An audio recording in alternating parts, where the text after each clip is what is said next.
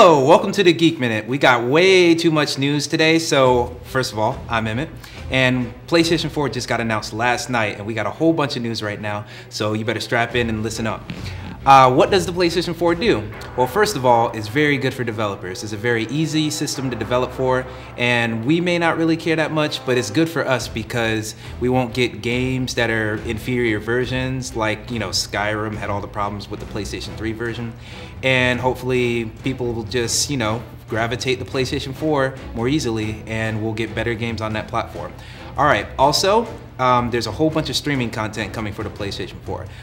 There is no backwards compatibility on the PlayStation 4, but it will allow you to stream PlayStation 1, PlayStation 2, and PlayStation 3 games using the PlayStation Cloud service that they purchased a while back.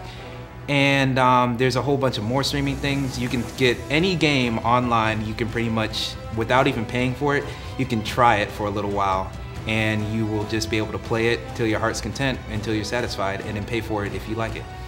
And there's a whole bunch more streaming stuff. You can even, you know, get your friends, if you're friends with somebody on PlayStation Network, you can get into their game and just take over their controls and beat a level for them or something. It's pretty innovative stuff, quite honestly.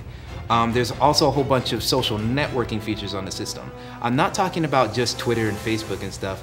They give you the ability to use, like, you can record your own video. The system will always be recording whatever you're playing at any given time.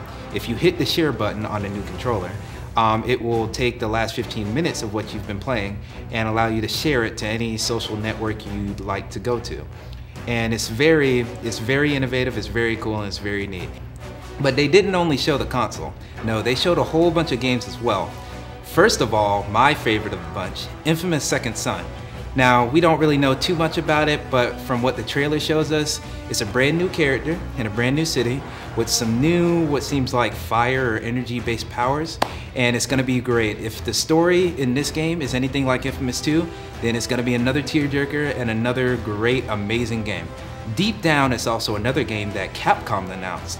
Now, it's not a real title, working title, they don't have an official title yet, but the gameplay looks pretty outstanding. It puts off a Dark Souls vibe, it's pretty interesting. So I keep looking out for that game too.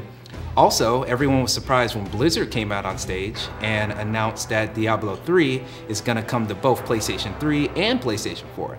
Diablo games have always been a PC-centric series, so it's pretty interesting that they're finally coming over to a console. And from what they've talked about, it seems like it's gonna come and be not just a console port, but a pretty decent effort at a PlayStation 4 RPG.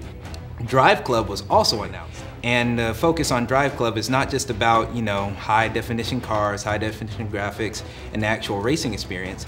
They're focusing on more of, not the races itself, but team racing.